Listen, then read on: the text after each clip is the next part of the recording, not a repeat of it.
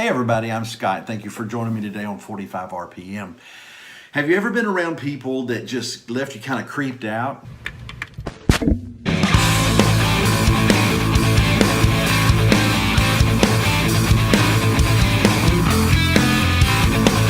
I work in retail and I see a lot of people, lots and lots of people come through the store every day, several hundred a day. And it's impossible for me to remember. I've tried to learn to remember names, and I can on some of them, but it's impossible for me to remember every person.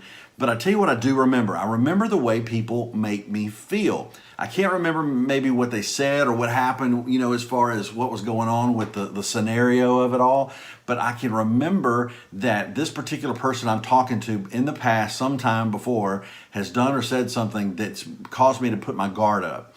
That happens a lot. And I also can remember people that have been pleasant. I can remember people that have been good to me, kind to me. And I see customers coming, and if they're smiling at me, or even if they're not, sometimes I just remember the feeling that I had when I dealt with them last time, and it affects the way I deal with them again. The Bible talks about people around us will know that we are Christians by our love.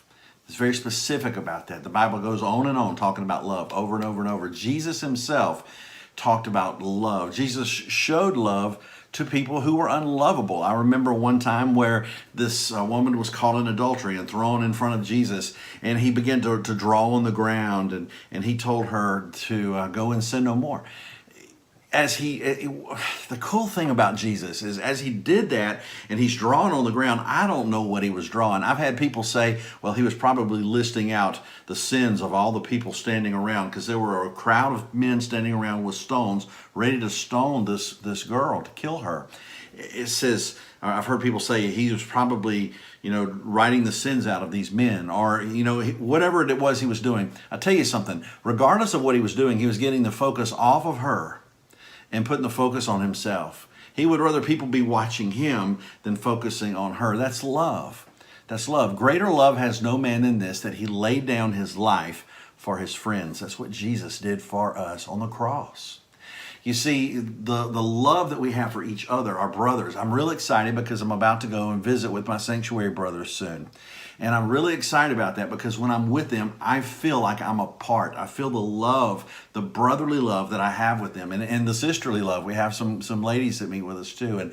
And I feel it's just an amazing thing to feel the love of other people and to know that regardless of what has been said in the past, this is the feeling I get from them, is an important thing. Because what happens is now all the things I say, all the things I do, reflecting to others, becomes a focus for me. I realize that people remember the things that I have said, remember the things that I have done, and it may not be specifics. It may not be that they won't remember the words. They don't remember the actual actions that I did, but they remember how I made them feel. They remember if they felt a part of the kingdom of God, if they felt loved as a friend by me or as a brother by me. They remember these things, and it's important. It's important.